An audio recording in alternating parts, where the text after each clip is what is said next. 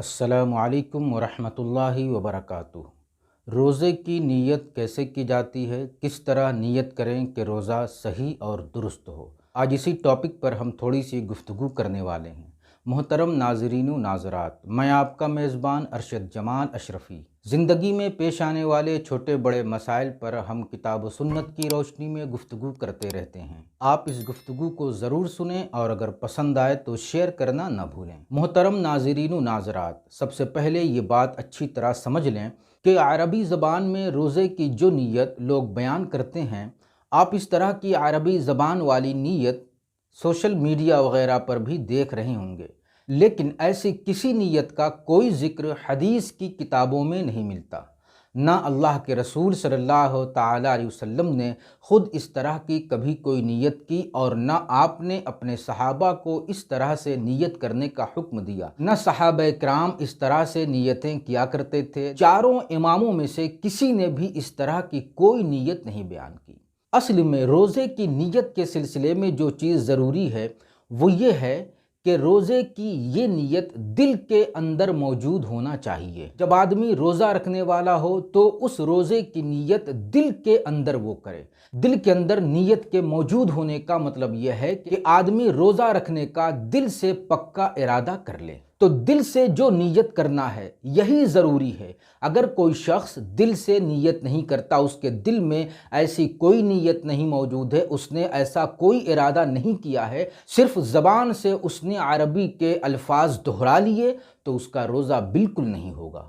لیکن اسی کے برخلاف اس نے اپنی زبان سے کچھ نہیں کہا، لیکن دل سے اس نے ارادہ کر لیا، دل سے اس نے نیت روزہ رکھنے کی کر لی، تو اس کا روزہ بالکل درست ہے۔ اس روزے میں ذرہ برابر کوئی خرابی اور کمی نہیں ہوگی۔ لیکن اب سوال یہ ہے کہ یہ جو عربی زبان میں نیتیں کی جاتی ہیں، جیسے وَبِصَوْمِ غَدٍ نَوَيْتُ مِن شَهْرِ رمضان، یا اس طرح سے نیت نویت ان اصوم غدن للہ تعالی من فرض رمضان، تو پھر ان نیتوں کی کیا حقیقت ہے اور ان نیتوں کا کیا مقصد اور مطلب ہے؟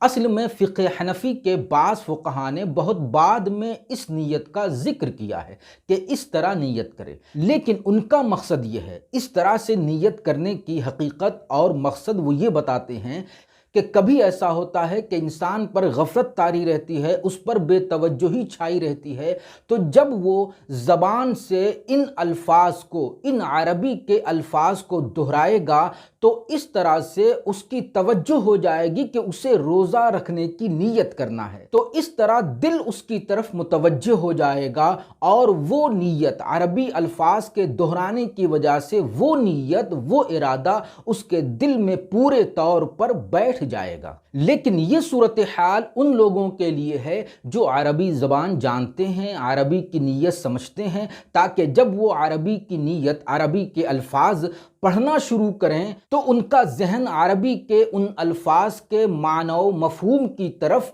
متوجہ ہو جائے، اور پھر ان کے دل میں وہ معنی، وہ مفہوم اور وہ نیت، وہ ارادہ بالکل اچھی طرح جم جائے۔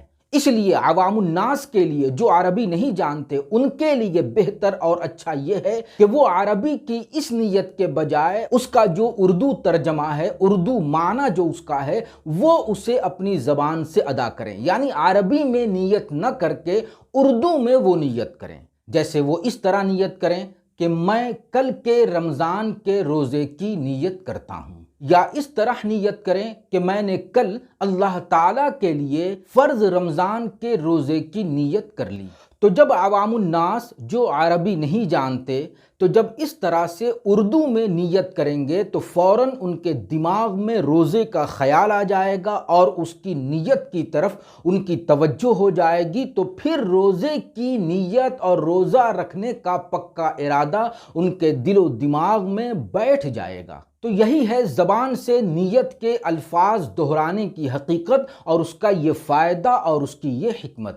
لیکن زبان سے نیت کرنا بالکل بھی ضروری نہیں ہے، دل کے اندر روزہ رکھنے کی نیت کا ہونا ضروری اور اصل ہے۔ لہٰذا اس بات کو اچھی طرح سمجھ لینا چاہیے کہ اگر دل کے اندر نیت موجود ہے، اور اگر اس نے زبان سے اس نیت کے الفاظ نہ بھی کہے، تو ایسی صورت میں اس کا روزہ بالکل درست اور جائز ہوگا، لیکن اگر دل کے اندر کوئی نیت نہیں، کوئی ارادہ نہیں، بے خیالی اور بے توجہی ہے اور صرف زبان سے نیت کے الفاظ دہرا لیے، چاہے اردو کے یا عربی کے، تو ایسی صورت میں اس کا روزہ بالکل بھی نہیں ہوگا۔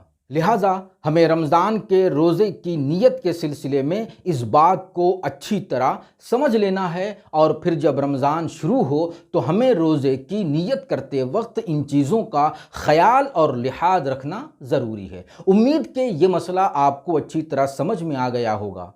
والسلام علیکم ورحمۃ اللہ۔